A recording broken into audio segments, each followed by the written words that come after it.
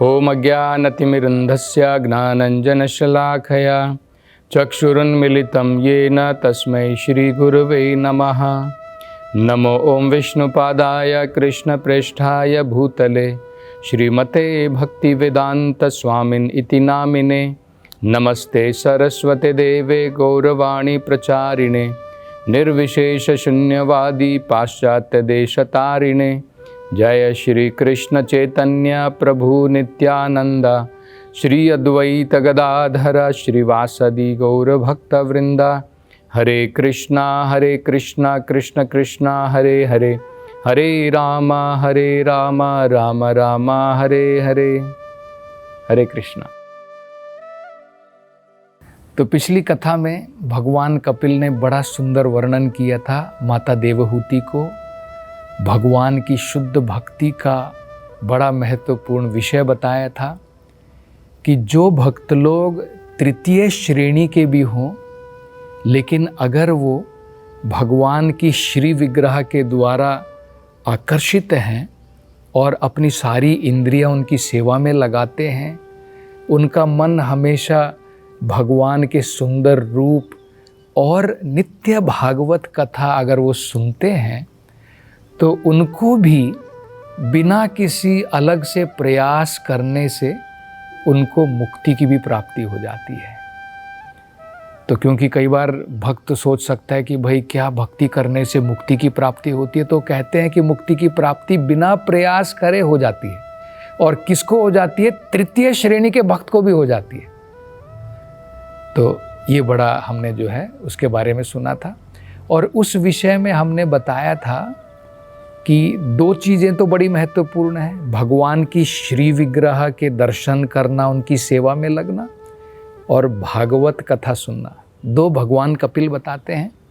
श्रीला रूप गोस्वामी जो एक महान आचार्य थे, वो कहते हैं कि इस प्रकार से भक्ति के बहुत सारे विभाग हैं, उनमें से 5 जो हैं, 5 most potent forms of devotional service, भक्ति के 5 प्रमुख बड़े ही शक्तिशाली अंग हैं। ये अगर 5 हम अपने जीवन में अपना लें तो हमें जो है शुद्ध प्रेम भक्ति की प्राप्ति हो सकती है। तो 2 तो हमने सुन लिए, दोबारा हम लोग सुनेंगे 5 ये कौन से हैं।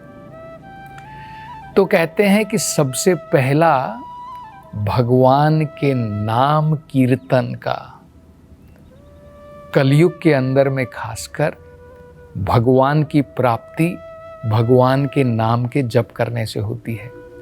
तो भक्ति में अगर हम ये कर लें कि विदाउट फेल डेली नित्य हम जो हैं एक नंबर कि भाई ठीक है, जैसे हम कृष्णा भावनामृत में 2 घंटे जो है भगवान के नाम का जप करते हैं, 2 घंटों में 16 माला का जप करते हैं। एक माला में 108 मणि होते हैं, तो एक माला करने में लगभग 7 से 8 मिनट लगेंगे।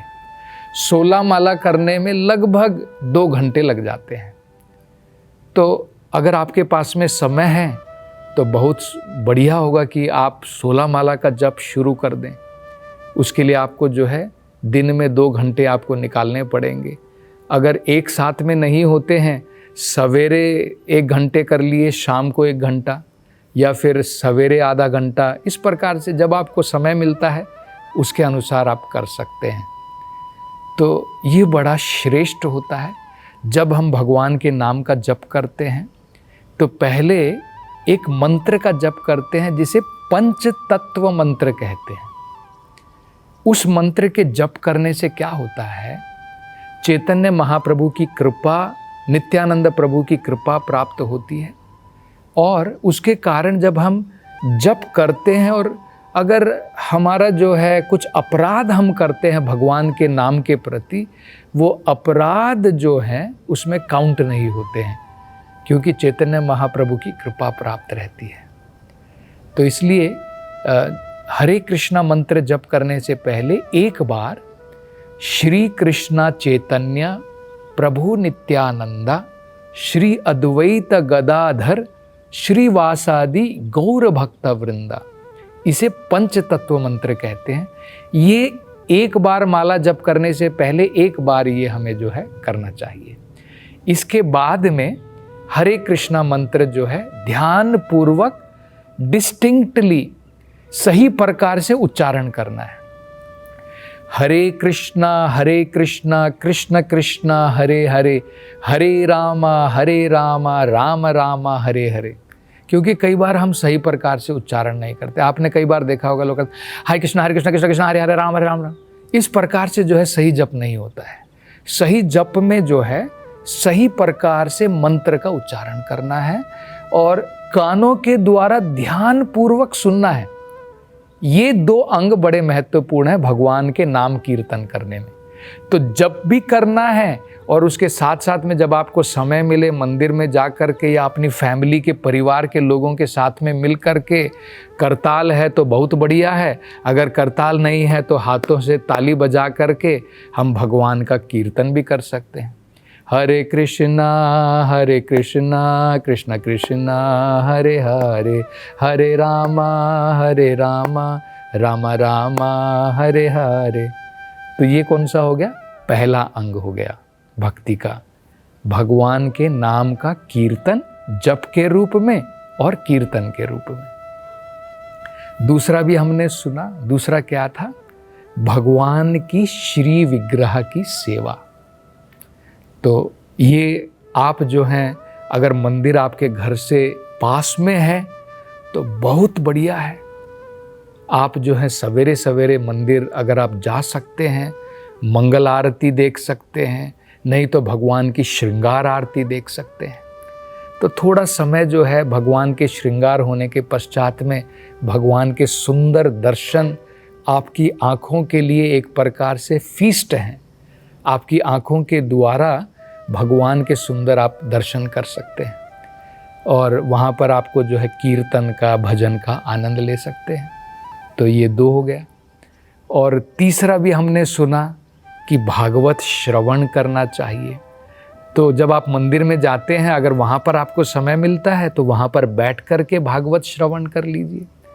और आजकल क्या है कि लोगों के पास में थोड़ी टाइम की कमी है, तो उस समय में आप क्या कर सकते हैं, अगर आप गाड़ी में जा रहे हैं तो आजकल टेक्नोलॉजी तो बड़ी एडवांस्ड है, तो आपको जो है श्रीला प्रभुपाद जी के बहुत सारे लेक्चर हिंदी में भी मिलेंगे, अंग्रेजी में भी मिलेंगे। तो आप कोई से भी जो हैं, और ख़ासकर क्योंकि जब शुद्ध भक्त, प्रभुपाद जैसे शुद्ध भक्त की वाणी अगर आप सुनेंगे तो कृष्णा भावनामृत हमारे कानों के द्वारा हृदय में जो है एंटर हो जाएगी। तो डेली आप समय लगा करके आधा घंटा, 1 घंटा, जितना आपको समय मिलता है भागवत श्रवण कीजिए, भगवत गीता श्रवण कीजिए। तो ये हो गया तीसरा अंग। पहला हो गया नाम कीर्तन, दूसरा हो गया भगवान की श्री विग्रह सेवा, तीसरा हो गया भागवत श्रवण, भगवत गीता भागवत का श्रवण करना।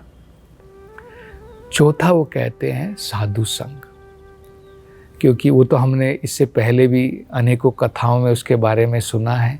अगर हम भक्ति में बढ़ना चाहते हैं तो साधु का संग बड़ा महत्वपूर्ण होता है। जैसे अगर आप किसी बिजनेस में बढ़ना चाहते हैं तो बिजनेस एसोसिएशन होता है, इसी प्रकार से डिवोटी एसोसिएशन, भक्तों के संग में अगर हम भक्ति करेंगे तो आपकी रुचि और आपकी एडवांसमेंट जल्दी होगी, भगवान की भक्ति की तरफ आपकी निष्ठा जल्दी बढ़ेगी। तो ये हो गया साधु संग। और पांचवा वो कहते हैं मथुरावास, मतलब मथुरा जैसी पवित्र भूमि में वास करना चाहिए। और मतलब क्या है, अगर जहाँ पर भी साधु हैं, जहाँ पर भी कृष्णा भावनामृत है, वही वृंदावन है, वही मथुरा है। जब प्रभुपाद जी अमेरिका में लेक्चर दे रहे थे तो प्रभुपाद जी कहते हैं कि मैं न्यूयॉर्क में बाहरी तरीके से जरूर बैठा हूँ, लेकिन मेरा मन वृंदावन में है और इस चेतना के द्वारा यही वृंदावन है। और ये हमने देखा भी है, जहाँ पर भी शुद्ध भक्त जाता है वो तीर्थ कहलाता है।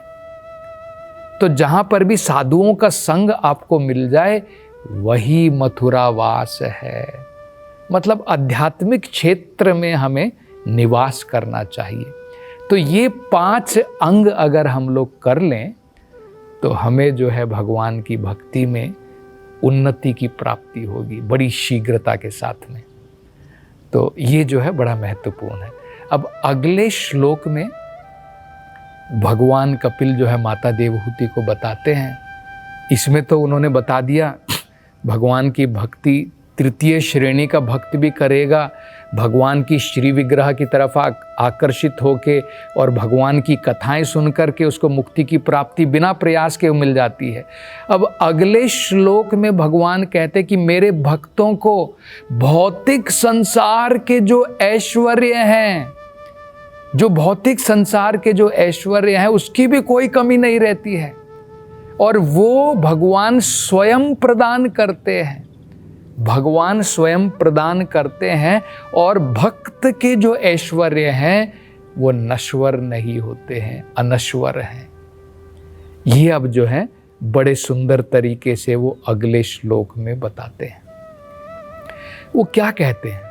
वो कहते हैं, हे माता, मेरा भक्त जो है, क्योंकि उसका मन मेरी श्री विग्रह के सेवा में लगा है, सुंदर रूप के द्वारा आकर्षित है और मेरे ही विचारों में डूबा रहता है, उसके कारण मेरा भक्त जो है 3 प्रकार की इच्छाएं नहीं करता है।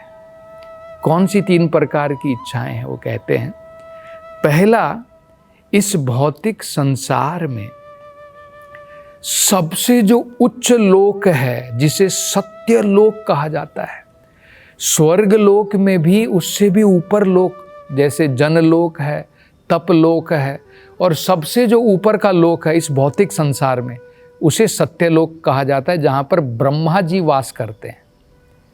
तो कहते हैं क्योंकि मेरा भक्त हमेशा उसका मन मेरे ऊपर डूबा रहता है, मेरे विचारों में लगा रहता है, तो वो सत्यलोक की भी उपासना नहीं करता है, उसकी भी आकांक्षा, उसकी भी इच्छा नहीं करता है कि मुझे सत्यलोक में जा कर के रहना है। सत्यलोक में क्या है? ब्रह्मा जी की उम्र जो है हम सबसे बढ़ कर के है।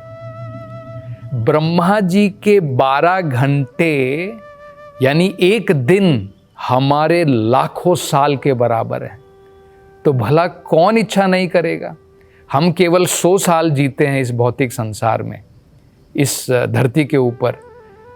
आप ब्रह्मा जी के 100 साल कितने हैं हम इमेजिन भी नहीं कर सकते, उसको सोच भी नहीं सकते हैं।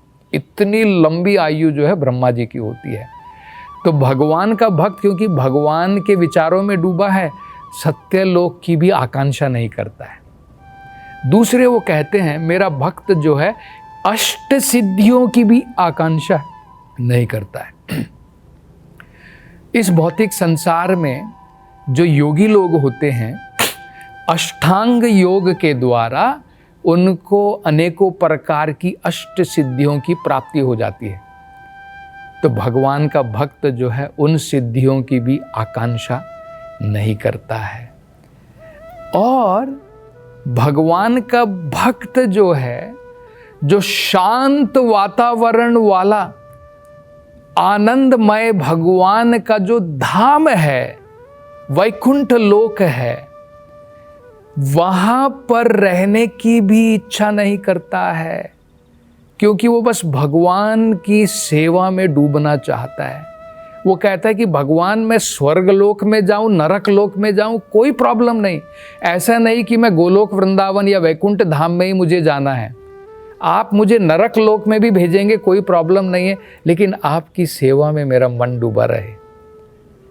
ये देखिए 3 कितने बढ़िया पॉइंट जो हैं भगवान कपिल बताते हैं शुद्ध भक्तों के बारे में।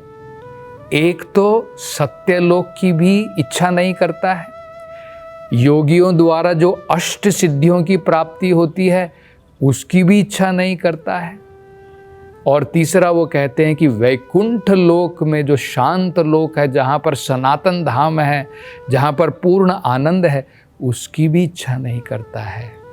लेकिन मेरी कृपा के द्वारा, भगवान कपिल कह रहे हैं, लेकिन मेरी कृपा के द्वारा मेरे भक्त को इनमें भी कोई कमी नहीं होती है, मैं उनको ये सब भी प्रदान करता हूँ।